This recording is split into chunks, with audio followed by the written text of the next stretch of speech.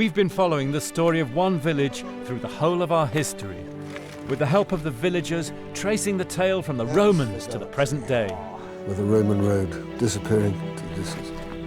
Through the Vikings and the Anglo-Saxons. It's got this thick black and white residue stuck to the inside. That's Anglo-Saxon food, or the carbonised remains of it. So basically we're going to have to dig up your entire garden. Set in the village of Kibworth in Leicestershire, it's not the tale of the rulers, but of the ordinary people. Henry Button, Freeman. Alice Starr. Matilda Starr. Sisters. It's like a cannonball. Well, that's what we think it is. Civil War, you reckon? Yeah. Matthias Wood, he's a musketeer. William Smith. We've seen how the national story is always mirrored in the local and the local in the national. There is no race of people under the sun so depressed as we are, who work the hours we do for the money we get.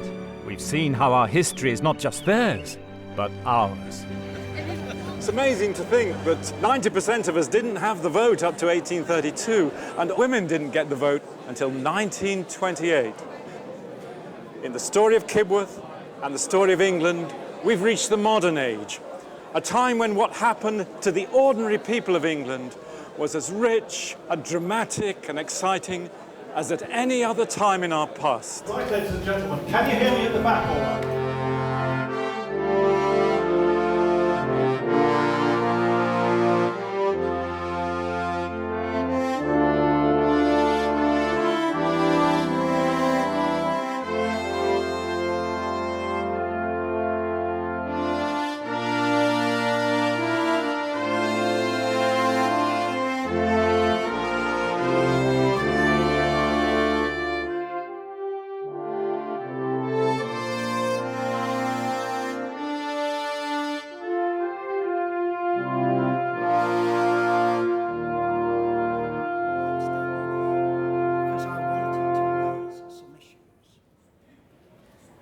It's hustings night in Kibworth in the general election of 2010. I consider the Lib Dem policy. Which those rights would conflict, and where one could say... The right to vote is just one of the things we've gained in our recent history. We've seen the shaping of our popular culture and education. The most objectionable things. The tremendous impact of the world wars. And the growth of our multicultural society. We have choices now never dreamed of by our ancestors. And as we'll see, all these great changes are mirrored in the tale of the village. To see how the men and women of the village became citizens of a modern democratic Britain, we have to go back to the 1830s, to England in the age of reform, when Queen Victoria was new to the throne. And that's exactly what the villagers are going to do. They've laid on this fantastic conference chamber with piles of documents. Can we get excited now? Yes, you better come in. At the National Archive in Kew, the villagers have come down to examine their poor law records from early Victorian England, when poverty and social justice became a huge issue. These records relate to the Market Harbour Poor Law Union. I know a number of you are involved in the dig. What we're going to do today is we're going to do a similar thing, but in this material. We're going to dig into the archive. It's a seriously big place. We hold 11 million records here, and they cover 1,000 years of history. So, what are you going to find in here today? And the answer is, I don't know. And neither does Sarah, and neither does Michael. Because what you're undertaking today is real historical research. And the nature of historical research is looking in material that isn't listed, that is rarely used, in order to find out the way people lived in the past.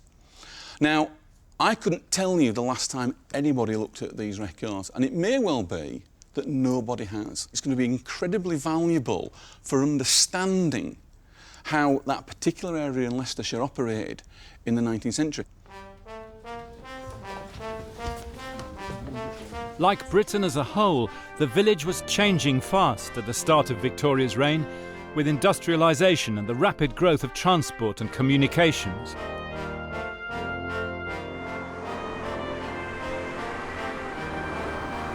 This is also the age of photography, And we can now see exactly what Victorian Kibworth looked like, with shops, post office and newsagents. But the old rural world was still there in the background.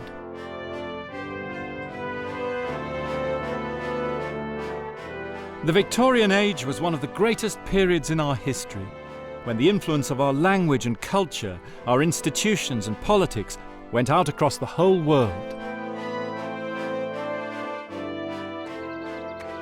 But here, back at home, it's also the time that shaped us as modern Britons more than any other. Not just in buildings like this, in schools and railways and local government, but also in mentalities. But their achievements were so great that it's easy to forget that in the early years of Victoria, the late 1830s and early 1840s, the social situation, the class tensions were so inflammable that many observers were expecting revolution. But that's not what happened. The early 19th century saw the emergence of the British working class, landless wage earners prey to the ups and downs of the economy. But the poor and jobless had to survive on charity from the pre-industrial age. In 1834, a centralised poor law came in, administered through local poor law unions. It's a notice is hereby given that a meeting of the ratepayers in this parish at Mr. Mitchell's shop on Friday the 4th of April, and it's the liquidation of a debt from the parish to Mr. John Sarson of Leicester, amounting to £90. It's the real beginning of the welfare state. With the names of the people who have got to move out, and includes an ILIF in there, I think. I write to inform you that I am a poor man belonging to the parish of Kibworth Harcourt, and I am in the 85th year of my age. The old system of charities simply couldn't cope with the sheer numbers in poverty. Now, gentlemen, how is it possible for any person to subsist on such a scanty allowance? We have the case of Harriet Cox, who was a widow of 4 years. She says that she did have 3 shillings and 1 loaf, but that was taken off her. And then you read this further on, and the reason that it was taken off her was because she had the misfortune to have another child by a young man. So these are men in their 60s and 70s who are still looking for work. They want to work, yes. Yeah. But they keep getting threatened with well, now, after 4 years, they're being threatened with the workhouse. Religious dissenters were especially hard hit.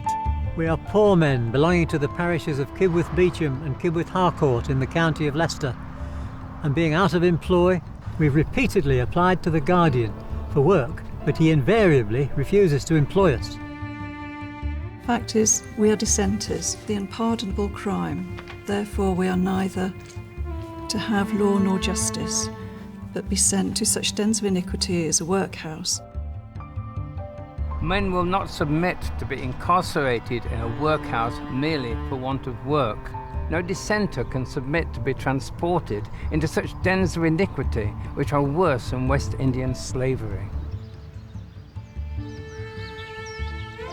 At least one of them is obviously very educated, and they've actually managed to get an investigation against Kibworth Beecham. Against the parish? Against the parish of Kibworth Beecham.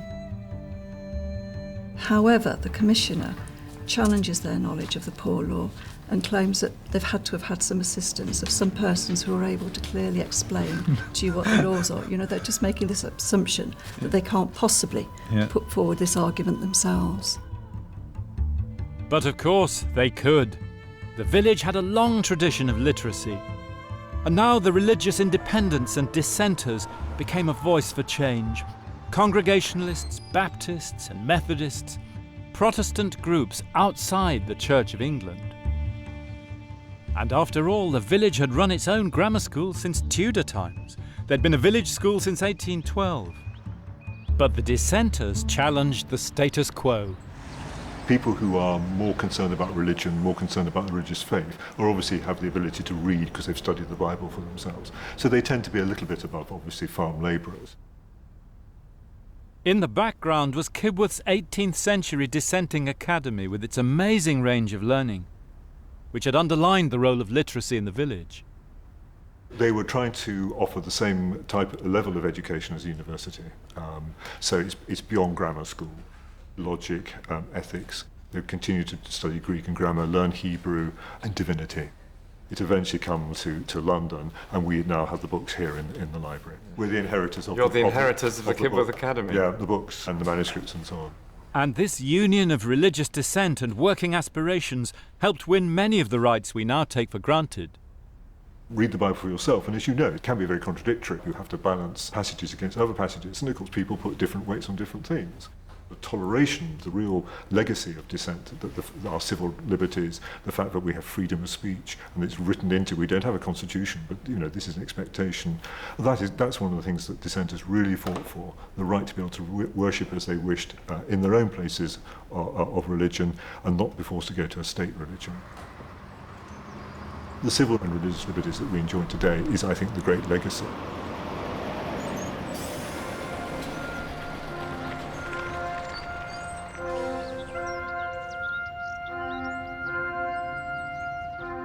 Rights and duties begin in childhood, and the Victorians redefined what the British childhood was all about. At a nearby stately home, the children from Kibworth Primary School are going to get a taste of what life was like for young people back in Victoria's day. So you can't possibly... And as you'd expect, the Victorian ruling class wanted to raise a workforce who knew their place. Now then, how many people do you think actually lived in this great big house that is owned by William Herrick? 11 or 12? Do you know there were 3? All that house for 3 people. In a house like this, you need to have lots and lots of people looking after it. There's no way that William Herrick is going to be looking after his house. That's what you people are for. And this afternoon, you're going to be in the cellars applying for a job as a servant at Bow Manor Hall.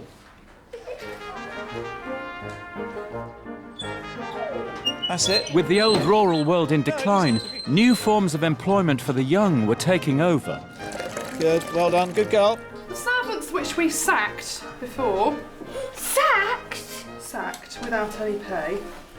Ironed these items, but they didn't do them very well. 13% of all women in England, well over 1 million, were in domestic service. And they started as young as 12. Follow me. The Victorians believed that every child should go to school. You will be watching all the children here to make sure they are well behaved. If anybody starts messing about, you put your hand up, and when I say yes, you will tell me. Good. Right, we're going to do some writing.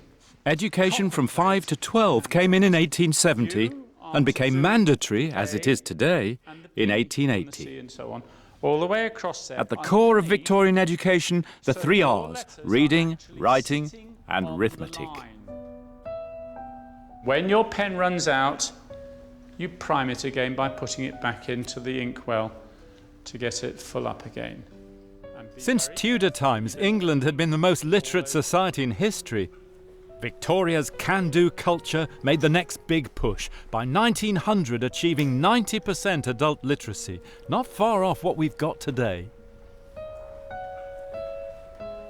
And they did it with strict discipline. Yes? Slouching and talking. Slouching and talking when I had my back turned. It's easy to think they were just like us. But they weren't. The cane. Hold your hand out. I don't want you to get any blood on your right hand, which you're going to write with. Are you ready? Missed. Aren't you lucky? Go and stand where you were before you came in. Second row. In fixing the school age and making schooling universal, the Victorians, in a sense, invented modern childhood. The dog wants a bone.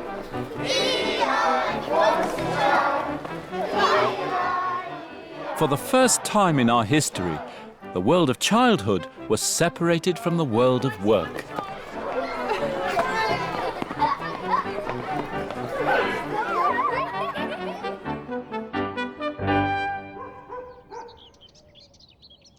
Now, Kibworth in Victoria's day was still a rural place.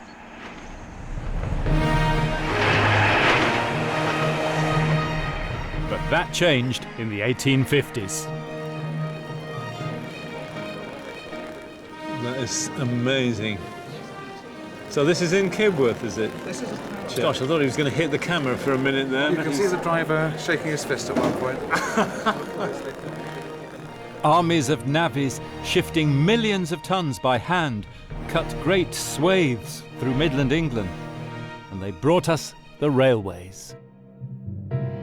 The first engine came through Kibworth on Wednesday evening when at least 200 villagers came to see it.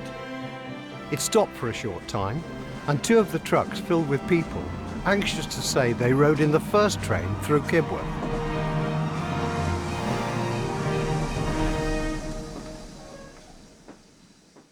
It was formally opened in May 1857, the very moment when far away in India the British were fighting their terrible war against what they called the Indian Mutiny.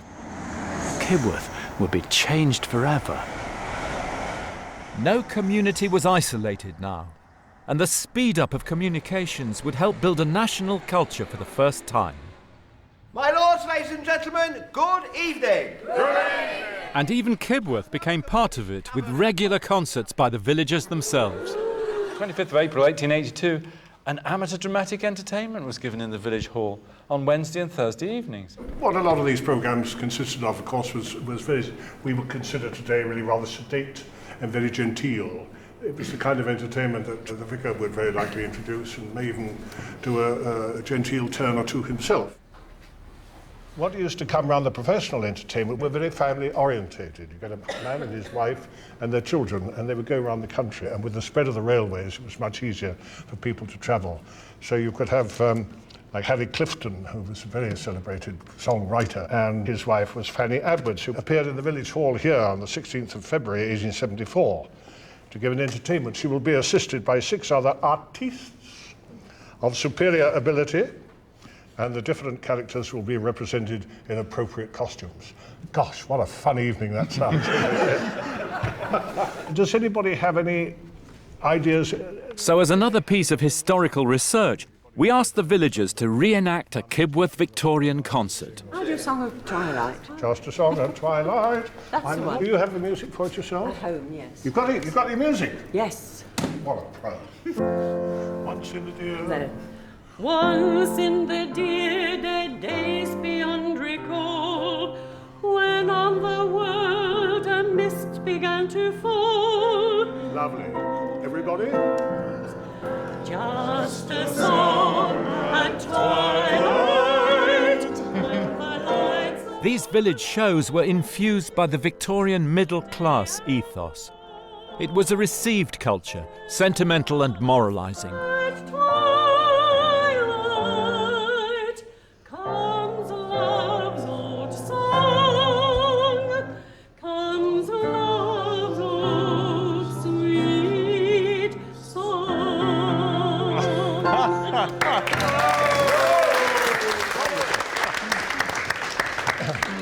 You got the part. But the villagers appear very differently in a contemporary portrait of the community by Kibworth writer Francis Woodford. The first house in Kibworth Harcourt, nearest to the north gate of the church. Which house do you think that is? This one here, yeah? 27 was lived in by Mr. William Thompson, who was a builder and a stonemason, who had a workshop and a stables between the house and the church wall, which is there. Do you think this would have been a house of a rich person or a poor person? Quite rich. Well done. Woodford describes a rural village on the cusp of the modern world. Like Dickens, his characters are often eccentric and larger than life. But Woodford's people are all real. John Collins, the blacksmith, was a very clever and curious man. He made almost all his own furniture. His chairs and table legs were made of iron. He covered the soles of his boots with steel plates. Their clatter on the cobblestones always gave notice of his approach.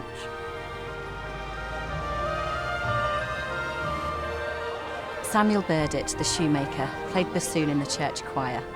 I was told he was an atheist, which it was explained to me was a very wicked person, though I remember him as a kind and jolly man. Mrs. Weston, the milliner, kept a large dressmaking establishment. A number of young lady apprentices lived with her, and from her house 2 or 3 romantic elopements were made. Mr. Loveday, the builder, was an ardent local politician. One of the earliest and most energetic supporters of the franchise, free education, and a 9-hour working day. Tom Tolton, the mower, was one of the characters in the Plough Monday processions. Dressed in his glory as a countrywoman and primed with drink, he would dance wild country dances with his partner, John T. Jesson, till fairly tired out. George Gray, the farmer, was a big, jolly, good-natured man. He was the last one to celebrate harvest home in the old English way, and he still left the corners of his fields unribbed, as it says in the Bible, so they could be cleaned by the poor. Mrs. Coleman was the landlady at the Coach and Horses, one of the best landladies a hostelry ever had.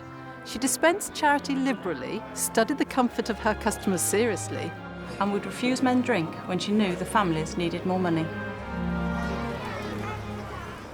Look this way!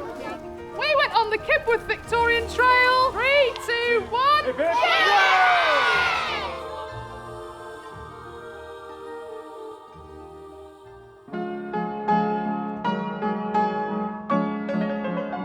The village in Woodford's portrait was class-driven but tolerant. A mix of bloody-mindedness and community spirit, boozy, sometimes violent, but with a marked streak of good-humoured individualism. But in the Kibworth Penny concerts, you can see the other side of the Victorian mind. Supervised by the vicar, they were educative, morally uplifting, self-improving. At this point, ordinary people's culture was still mediated by the ethos of church, chapel, and propriety.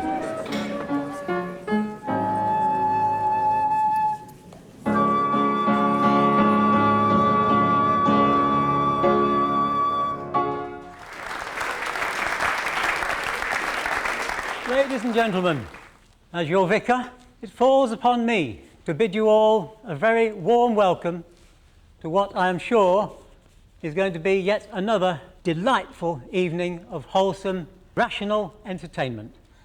Miss Ellie McCann. One of the great evils of the day, as the middle classes saw it, was the working class addiction to drink. Sir, will you listen a moment? I've something important to say. My mother has sent you a message. Receive it in kindness, I pray. Please sell no more drink to my father. It makes him so strange and so wild.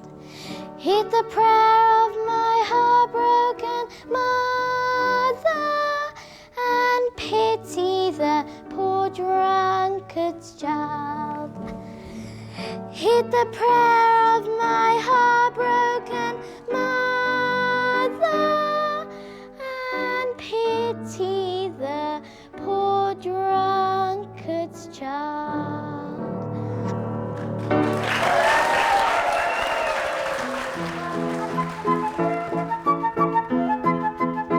But the villagers wanted more than a good night out. They wanted representation at the ballot box. In 1867, the vote was extended to urban male householders, but still only 40% of men had the vote, and no women. Here in Kibworth, one reformer who set about to change that was a builder, John Loveday. Tell us about Loveday and the new town.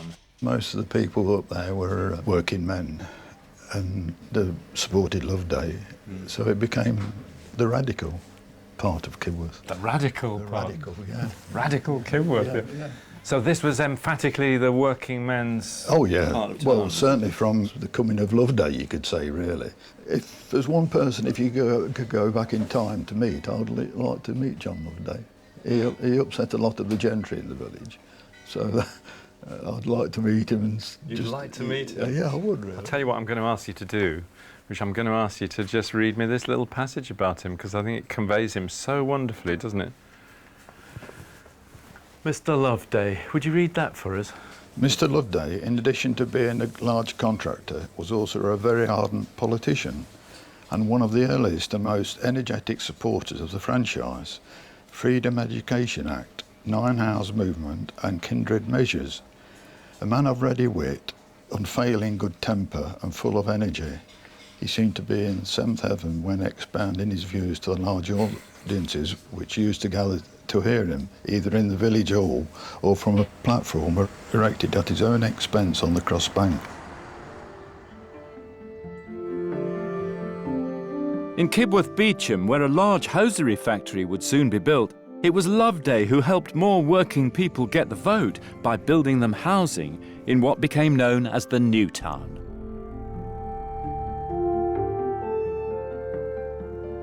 So this is some of the early housing then, is it, Philip?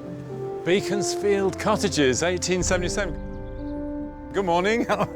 Don't mind us admiring your house, do we? Lord Beaconsfield was Benjamin Disraeli, the Conservative Prime Minister. Beaconsfield was built by the Conservative Association. By that time, the Conservatives realised that there was a losing votes by getting all these working class in the villages. So there's votes in it. If you're a householder, you can vote. Yeah, you're a householder, you can vote. And there's Gladstone Street, yes. Behind quiet Kibworth suburbia, you suddenly see raging 19th century political battles here.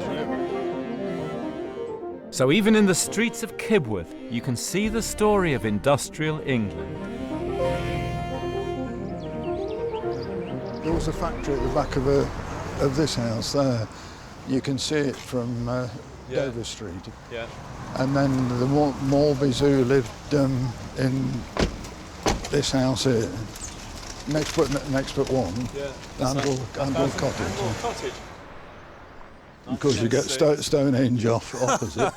The terraced houses up there are some of the early ones. Oh yes, yeah. That was Working Men's Club as it is today. Entirely different in, when it was built. These are all reasonably well-to-do working people. I would say so. Yeah. Oh, haberdashers, drapers, grocers, middle-class shopping habits coming to late Victorian Kibworth. So Loveday began the modern expansion of the village. What, doubles in the Victorian era? More or less, yes. Yeah. From about, 2,500 for the 3 villages, really, up to about, 5,500, 6,000, what it must be today. Yeah, almost a small town. Well, yes, it is, isn't it? Yeah. And it begins here in the new town in the Victoria's day. Yes, and all brought about by Mr. Loveday again. By Mr. Loveday. Yes. Progress. The new workers' town brought with it a more earthy working-class culture. Good evening! And welcome to this cavern of... And a very different idea of a good night out. Now, I don't know whether you read in the paper recently, there was a survey done which showed that 50% of the married women in Leicestershire are unfaithful to their husbands. And the Archbishop of Canterbury, he wrote a letter to the other 50%. And do you know what he said, madam? Oh, didn't you get one? This was the entertainment that working people wanted. I just shot my dog. You shot your dog? Was he mad? He wasn't very pleased. Rumbustious and irreverent. That tuner tuned whenever he got an opera tune. And of course full of the great English double entendre. My fears and my doubts are forevermore left on the shelf. Because if ever our instrument gets out of tune, I can sit down and tune it myself. Anchors at the ready, gentlemen.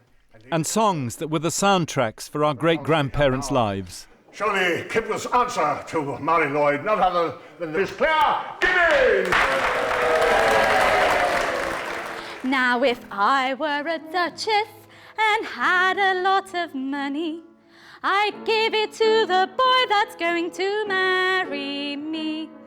But I haven't got a penny, so we'll live on love and kisses and be just as... When they celebrated Queen Victoria's 60th Jubilee in 1897, the people of Kibworth, like those of Britain as a whole, at least most of them, had shared in the material benefits of industry and empire.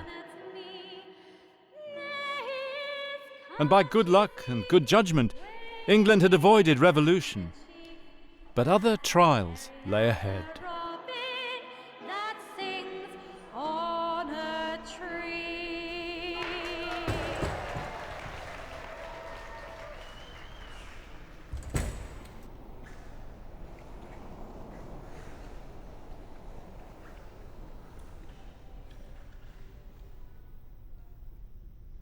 The village celebrated the 1897 Jubilee that June in the streets, in the church, and here in the village hall.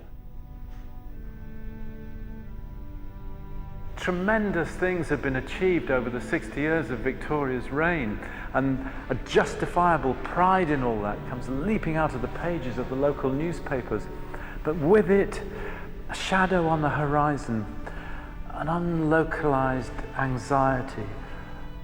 The century was coming to an end, the reign clearly coming to an end soon, and a sense that progress, perhaps, was no longer assured.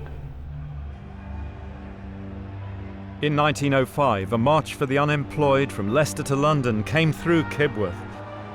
Working people had found their own voice now. And they had their own heroes. And none more so than the proletariat of the proletariat, women, half the workforce in the industrial age as they'd been in the 14th century. In 1905, still less than half of men had the vote, and still no women. The response was the women's suffrage movement, the suffragettes. The Women's Library in London, the greatest collection of women's history in the world, holds many of their records. The suffragettes united middle-class and working women all over the country. And they even drew women from our village, like Nellie Taylor, who lived in Smeaton, Westerby. Nellie was from a very respectable background. Her father had been mayor of Leicester twice, but somehow she was drawn into the women's movement in Leicester. Probably swept in because there were so many meetings in Leicester. It's estimated that about 70% of women in Leicester were working. So, in what jobs, Jess? Boot and shoe, mostly. Yeah. Boot and shoe, yes. So I think they came to Leicester a lot because they saw it as a fertile ground. On March the 4th, she went out with two others from Nottingham and took a very circuitous route to Sloane Square, trying to throw off the police following her, and eventually she took out a hammer with the other three women, smashed a post office window, which was about 9 foot by 6. That must have been quite impressive, and was arrested for that. This letter's just written on March the 7th, just after she'd been put on remand, and she's talking to my dearest Tom and my precious children. I felt rather bad the first day. I think it was caused by the effort to bring oneself up to the point of breaking a window at all. She goes on to say the clanging of the iron doors and the sound of keys that lock you up in cells, which are dark, and this one has no window that opens at all. Women of a certain upbringing, as these women were mainly, I think it was a great shock to the system. The only comfort came from the fact that they were with each other. You know, a lot of the letters from the suffragettes in jail referred to this camaraderie, and the fact that, you know, having Mrs. Pankhurst there a lot of the time really cheered their spirits.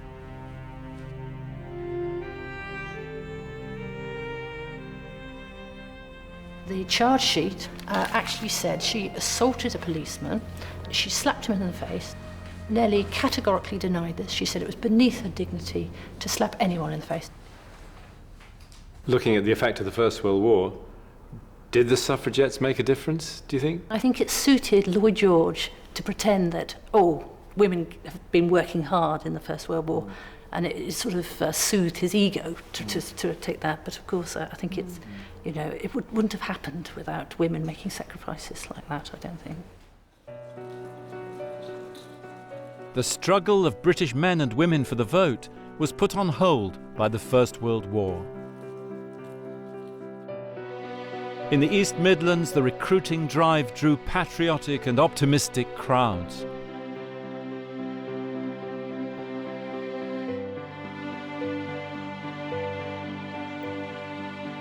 The first Kibworth volunteers had grown up together, played cricket together. The Iliffs, Bromleys, Holyoakes and Colemans had all been in the village since Tudor times. The war fought by communities on whose solidarity the government could depend. He was called Harold Bromley, and he was wounded at Ypres. We went out about the end of March 1918, and our position was on the banks of the La Bassée Canal.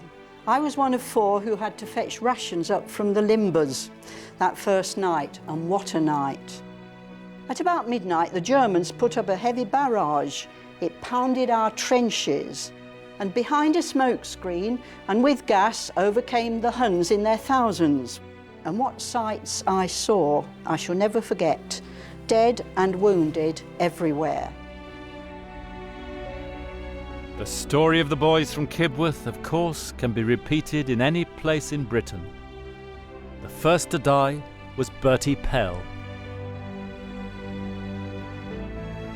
For the first time in the history of Kibworth, a military funeral has taken place in the village. On Thursday afternoon, upwards of 2,000 people assembled for the interment of Private Bertie Pell, aged 20. Bertie was a typical Kibworth boy.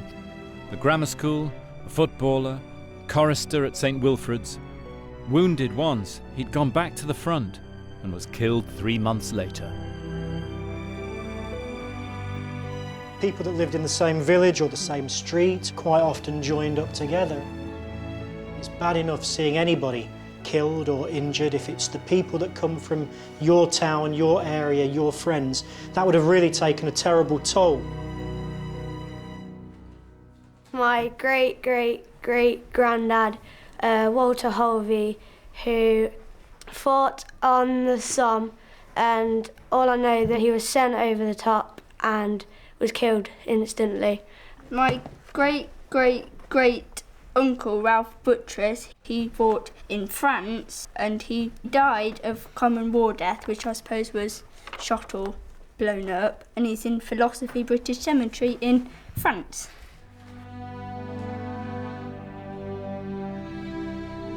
They gave their lives for our freedom, so we could live free.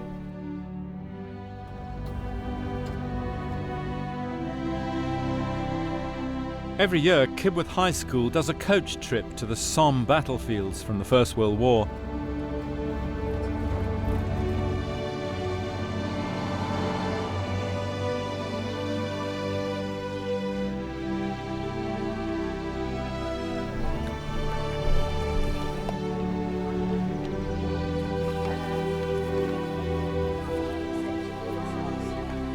This is a photograph taken by Godfrey Malins, and it's where you're sitting now.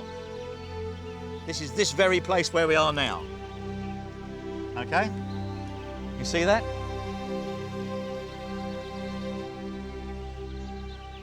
I'm sure there was a smattering of 15-year-olds amongst them, only a year older than some of you people, and they thought exactly the same as you do. How do you think you would be feeling at this time of the morning, maybe 4 o'clock, 5 o'clock in the morning, waiting to go over the top at 7:30? How do you think you would be feeling as individuals? Scared. Anyone who says he's not scared is a liar. For a young machine knitter, it was a long way from Johnson & Barnes's hosiery factory. In you come. Over you come. Well done, James. That's good. Here's a man from Kibworth ready to fight in the Leicestershire Regiment. First World War bayonet, the real thing. This bit here is known as the blood gutter. That's its official name. And the whole idea is that when you stick it in him, it allows the blood to pump out either side and the flesh doesn't seal it off. When you're doing bayonet fighting, everything is aggression. It is no good going into the fight thinking, oh my God, I'm a married man with 2 children, I wish I was somewhere else. You hit him with the power of your body behind you. In! Exactly. You bring him down, and he will go down. Out by stamping on his chest. Out like that. You knock his bayonet to one side and then smash his teeth out with the butt. You get the idea of that. The only thing that they don't teach you, because the British Army's fairly formal, is your own battle cry. For example, ah! Could you have put up with what your grandparents had to put up with all those years ago? Probably not, you just had to do it in them times. You just had to do it, yeah. Could you have managed it? No. No. I'd have probably run away.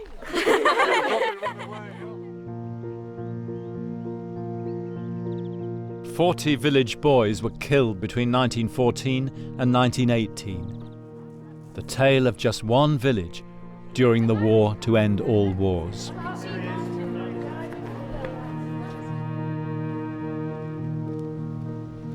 Seen any names you recognise? I found my body. Yeah? Waldron. Where? Just there. It's Waldron EJ. Waldron EJ. Yeah, just above Walker, Wellington. Oh yes, yeah. And did you know you got a family member here? Yeah, must be looking for him now. No, so that's him. Yeah, must be.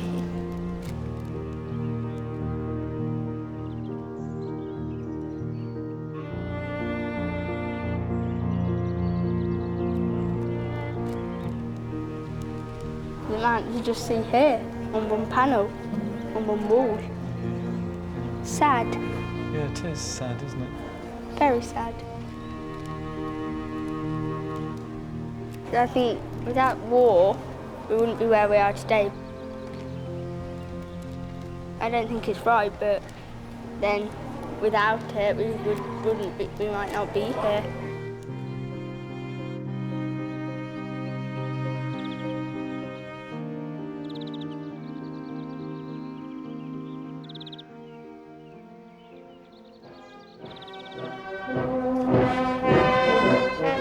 In Kibworth, they still commemorate the dead every November on Armistice Day, led by the brass band, some of whose members died back then.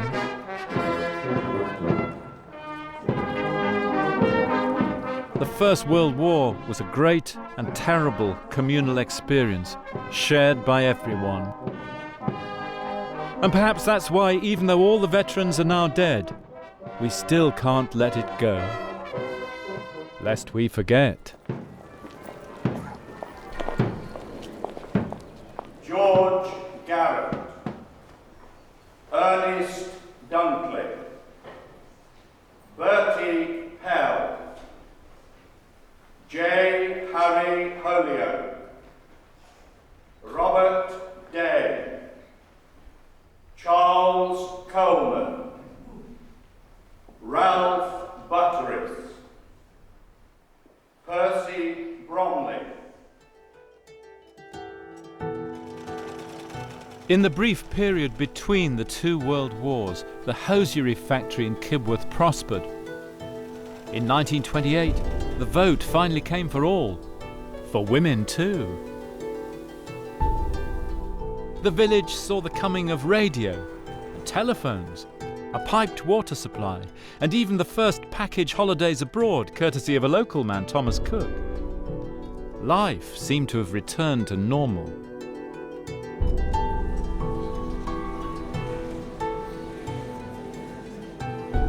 But Hitler's war was on the horizon, and in the Village History Day we came up with 2 of the most gripping documents in the whole of the village story.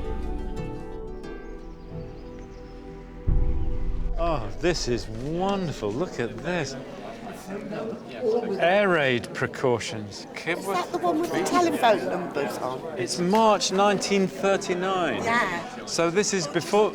This is just before the war. What is the date on it? Air raid precautions.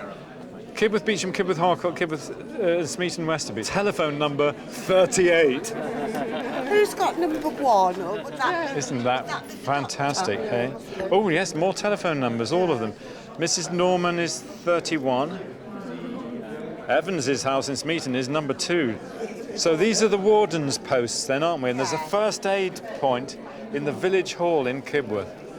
Dressings at the pharmacy, first aid parties, ambulance drivers, auxiliary fire. This morning, the British ambassador in Berlin... And now the story of the village finally enters the realm of living memory. I think everybody was listening to the wireless that morning. Unless they were prepared at once to withdraw their troops from Poland, a state of war would exist between us. We knew that there'd been negotiations with Germany and Herr Hitler, and that things had gone a bit wrong, and the government gave them an ultimatum. I have to tell you now that no such undertaking has been received, and that consequently this country is at war with Germany. We were playing upstairs, and I remember Mother coming upstairs and saying, "There's a war on, so things are going to be difficult from now on." That was it. She was very straightforward. It was quite a shock, even though we expected it. I don't think we really thought it would happen. And my mother said to Dad, "Thank God we had the girl first." Now she thought that if it didn't go on for long, the boys wouldn't be old enough to go fighting. One went in the RAF air crew, and the other one went in the Navy, and did several years. Children had been evacuated to the villages. It was over a year, nearly 2 years before they started bombing seriously. So half these children had gone back again. Like the little boys said, there's far too much sky in the country. I didn't like the sky.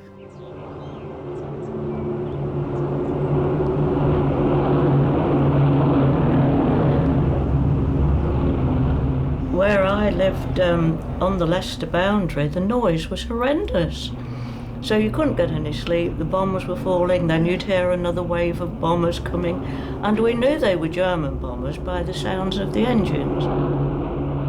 Kibworth was on the line of the massed German air attacks on the Midlands, the Black Country, and on the 14th of November 1940, on Coventry.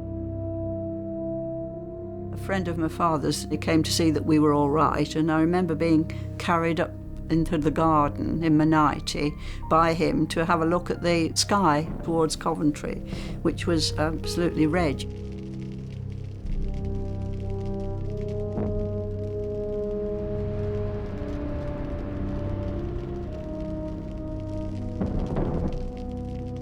We had a few bombs in Kibworth. This German bomber, he flew across there and dropped some bombs where your school is now. And we also had a German plane came over one Sunday afternoon machine gunning us.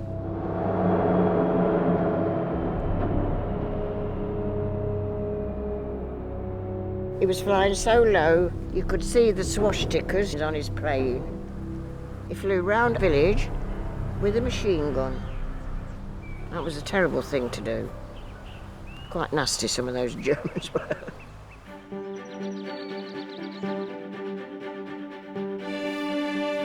Here in Kibworth, as across Britain, the countryside was mobilised, and especially the land girls. These groups grew up. I think they did in every village and town. Little groups of people who were ready to work if need be. I think that's one way how we got through it all. Rose Holyoake drove tractors. Betty Ward milked the cows.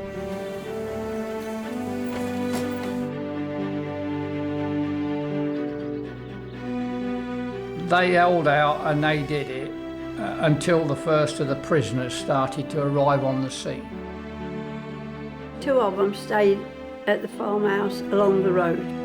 Mrs. Bromley wanted them to have a bath and she didn't know how to tell them they got to get the tin bath off the wall and get the water out of the copper to put in.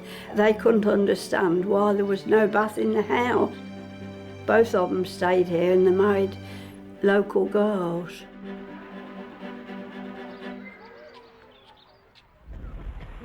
Hello, Marjorie and Sheila, also Mother and Dad.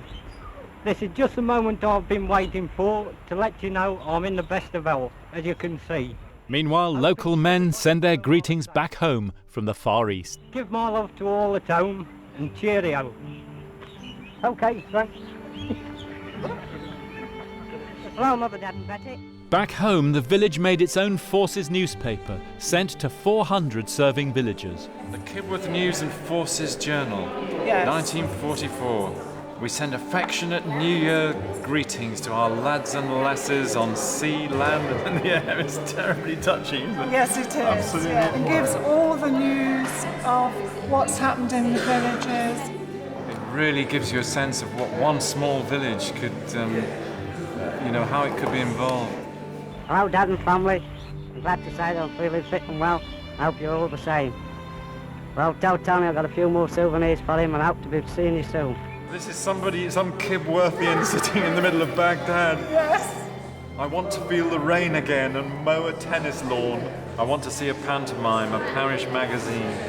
I want to scurry home again as quickly as I can. To settle back in Kibworth and be an ordinary man. Yes. It's just mesmerisingly fantastic, isn't it? You've got the Forces pin-up girls. Yes, It's yes, just so fantastic. yes. Chosen by the young farmers of the district Yes. at a dance in aid of the Red Cross Agricultural Fund. We are the Leicester boys. We are the Leicester boys.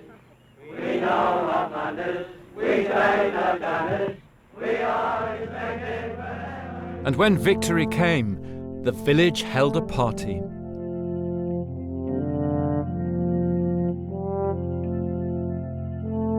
Like everybody else, they wanted things to change in post-war Britain. In 1948, Kibworth got its own Homes for Heroes, the latest council houses. But I can't begin this conversation without showing you this picture of a man of action here.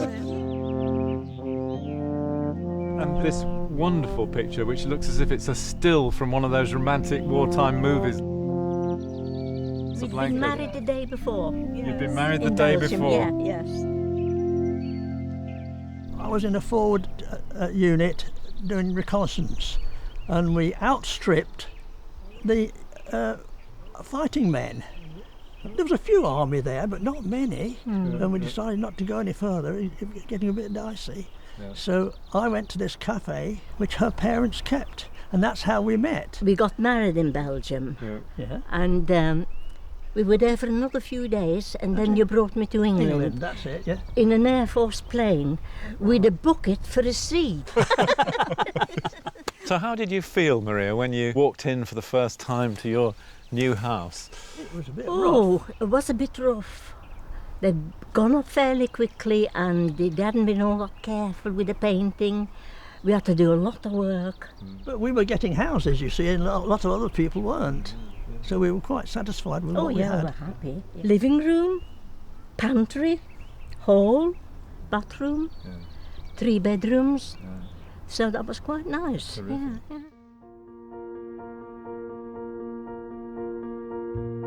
In the post-war baby boom, Eric and Maria had 2 daughters. She was a baby and he used to put little mittens on. He used to be cold and nearly frozen in the morning. The ice actually forming on the inside of the bedroom windows. Yeah.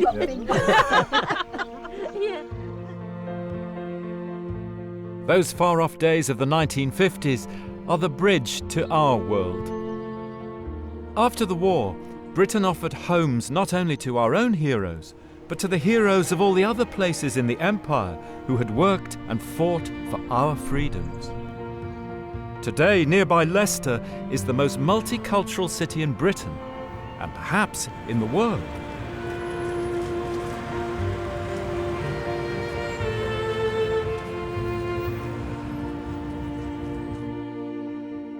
And as for Kibworth itself, it's still caught up in change.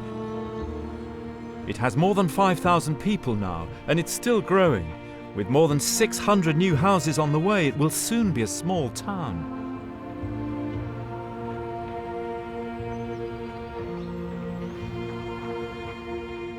There'll be new problems, no doubt, but new people to help solve them, as there have been through the whole of its story. We're originally from the Punjab area of India. I was born in Leicestershire. I've lived here all my life. My father came to Leicestershire in 1938, and my grandfather first came to Leicester in 1919. He was actually a door-to-door salesman, but he wanted to travel the world, so he decided to travel the world, and that's what he did. And he ended up in Leicestershire? And he ended up in Leicestershire. It's absolutely terrific.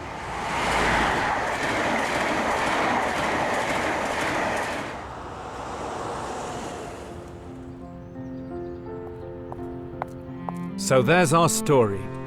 The tale of one place in 21st century England and the previous generations who played their part in making us who we are.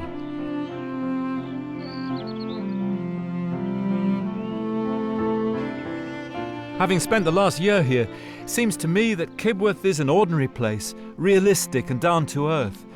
But like thousands of others in Britain, it's a living testimony to the way our communities have crystallised over time.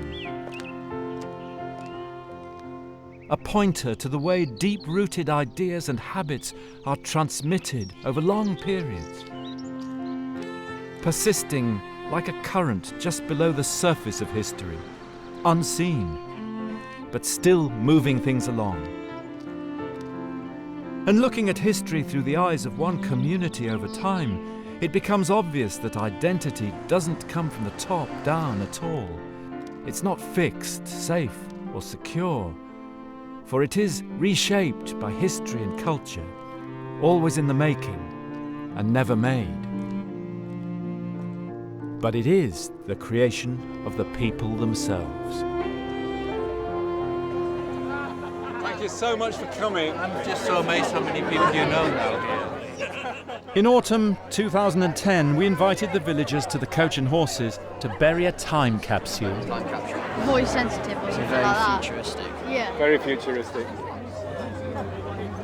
I've got a mug from Kibworth Church. I'm going to bury it in the time capsule. Now that parish church has been there for hundreds of years, I suppose, when they opened this time capsule in hundreds of years. Yeah, probably still be there. You've said it. The one is the village street of Westby Village photograph. September 2010, and it's signed by us all.